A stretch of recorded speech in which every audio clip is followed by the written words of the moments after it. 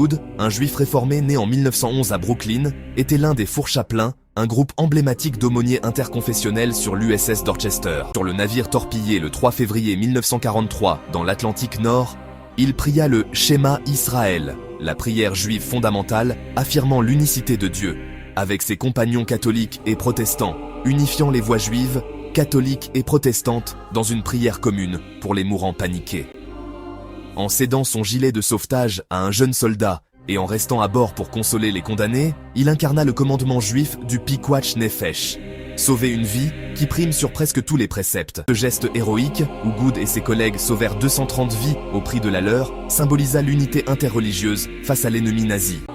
Cette anecdote montre comment les prières juives, centrées sur la communauté, la justice et la sanctification du nom de Dieu, s'intégraient dans un contexte multiconfessionnel, offrant un ancrage moral qui transcendait les dogmes pour renforcer la résilience collective. Une histoire rapportée en 1916. Un imam algérien, dont le nom est souvent cité comme Sikadour Ben Gabrit, bien que plus connu pour la Seconde Guerre, pria avec des tirailleurs sénégalais et algériens avant une bataille dans les Vosges, récitant la Fatiha, la sourate d'ouverture du Coran implorant la guidance divine, pour la protection divine. Ce moment unifia musulmans et chrétiens dans un respect mutuel. Les soldats catholiques participant même à la prière en signe de solidarité. Une anecdote émouvante.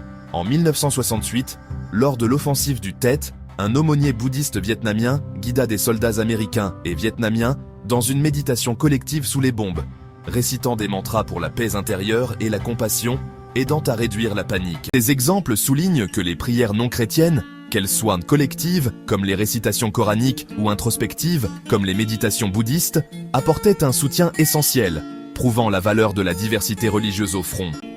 Leur héritage persiste aujourd'hui dans les armées inclusives, où des chapelains athées ou humanistes offrent des conseils éthiques, rappelant que le soutien spirituel est universel.